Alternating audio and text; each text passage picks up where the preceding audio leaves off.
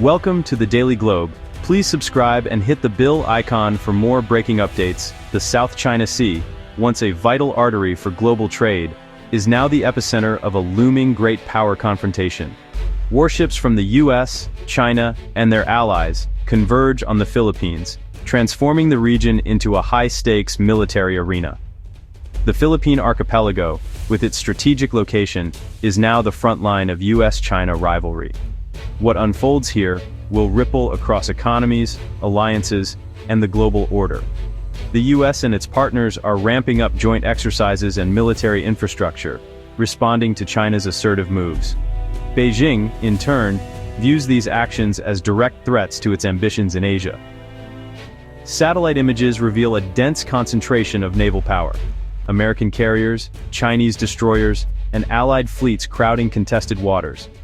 Recent months have seen a surge in complex high-stakes military drills, real-world rehearsals for potential conflict. The Philippines, once a passive observer, is now a central player, granting US forces expanded access and actively defending its sovereignty. China's sweeping claims and militarized islands have forced Manila to strengthen its alliance with Washington. The world watches as the region braces for what could become the defining security crisis of our era.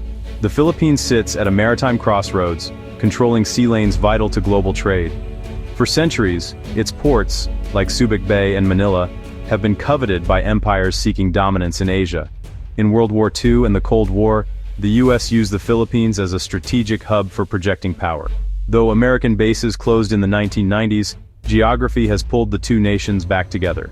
The Enhanced Defense Cooperation Agreement now allows the US to preposition assets on Philippine bases, enabling rapid crisis response. This renewed partnership is Manila's answer to China's aggressive claims and harassment in its exclusive economic zone. Chinese vessels routinely challenge Filipino fishermen and outposts, pushing Manila to double down on its US alliance.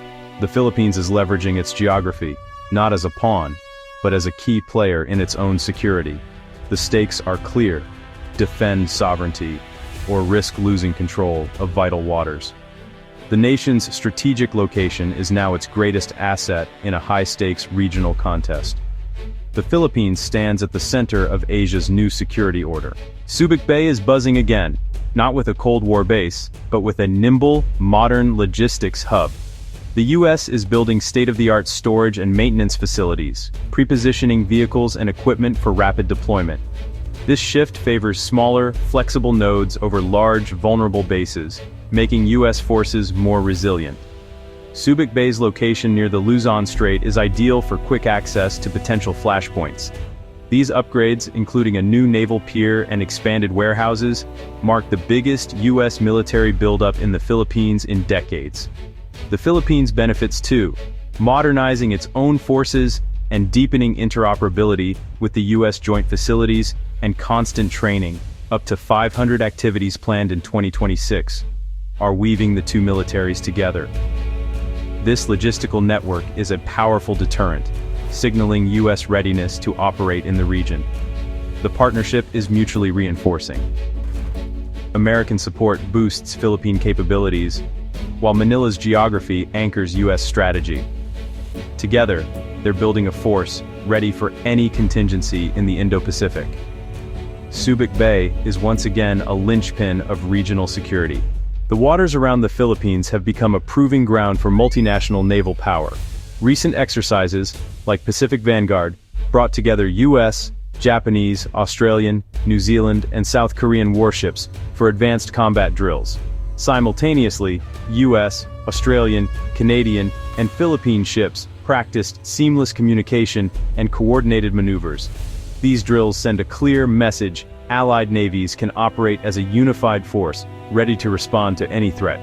The Philippine Navy's participation highlights its growing role in regional security. Trilateral exercises within the Philippine EEZ, involving Japan and the US, directly assert freedom of navigation in contested waters. Surveillance aircraft and live-fire drills test real-world combat readiness and data sharing. These are not just photo ops. They build trust, interoperability, and credible deterrence. As US commanders emphasize, these activities reassure allies and warn adversaries.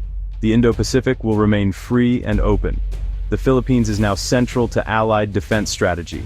China is responding to Allied activity with its own show of force. A massive military parade in Beijing unveiled new hypersonic missiles and the Guam Killer, a direct threat to U.S. bases. The presence of Russian and North Korean leaders signaled an emerging bloc opposed to U.S. influence.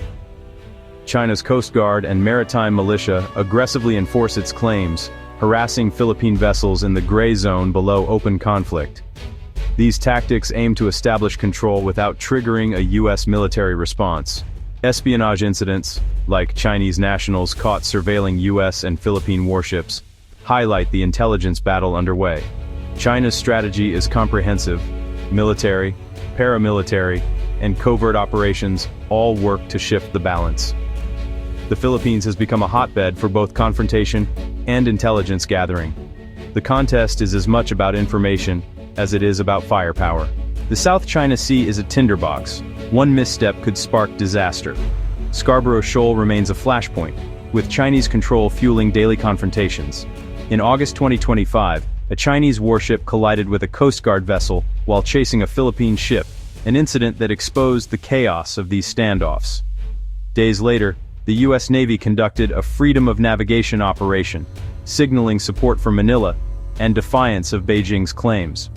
Filipino fishermen and Coast Guard patrols face constant harassment, including water cannon attacks near 2nd Thomas Shoal.